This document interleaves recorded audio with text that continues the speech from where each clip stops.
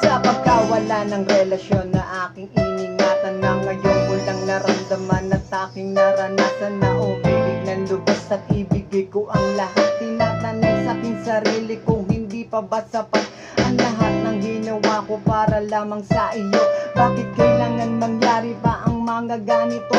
Pilit na inaalala mga bagay na nangyari sa aking puso at sa isip, kalungkutan na nagari at naghiwalay tayo na di man lang nakapag-usap. Hanggang sa huli sandali wala nang pangungusap na lumalabas sa labi mo, na gusto kong malaman kung bakit nagkaganto.